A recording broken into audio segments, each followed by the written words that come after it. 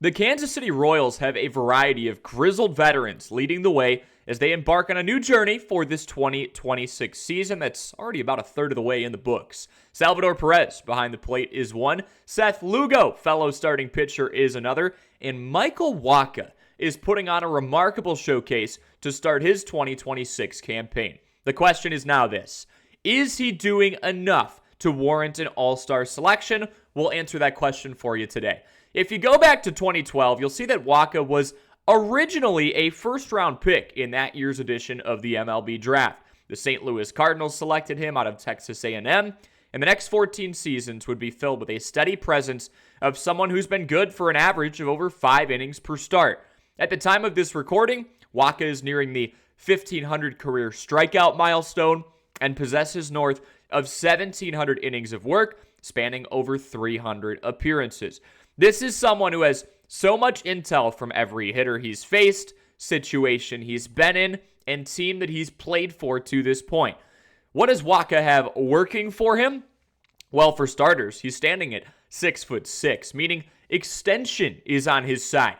Put simply, extension is somebody releasing the ball closer to home plate than the average MLB pitcher. That's above average extension, at least. So the ball appears to get on a hitter faster than it would for someone with a middle-of-the-road extension metric. Since Wacha is taller, he has a further out extension.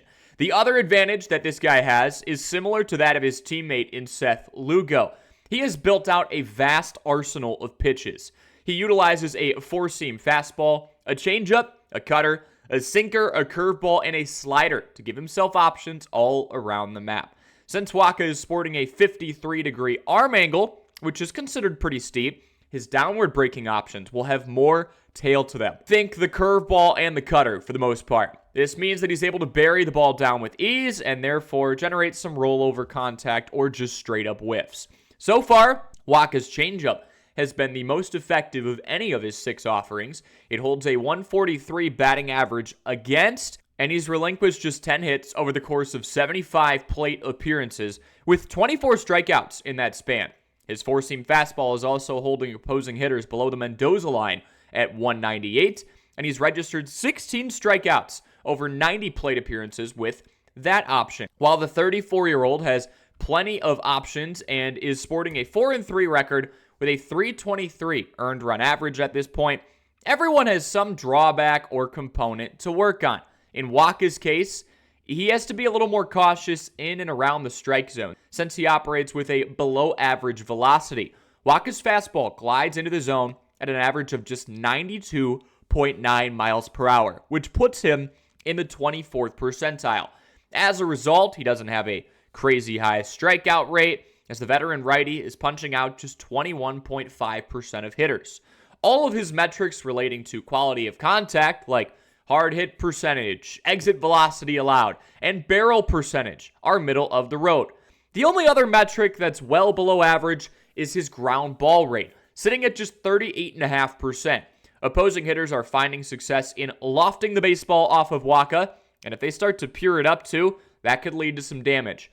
Overall, what Wacha is doing at age 34 is very impressive. We're talking about somebody on pace for a 200-inning season with 65 strikeouts already and a whip of 1.12.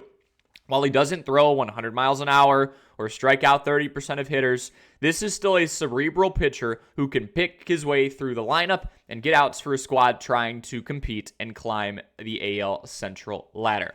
I think if he keeps this up, especially if we get our fair share of reserves in Philly this year, certain players opting out, I would say he's all-star caliber, maybe first team or second team, somewhere in there. If you enjoy content like this, make sure to leave a like, make sure to subscribe, and we'll catch you in the next video.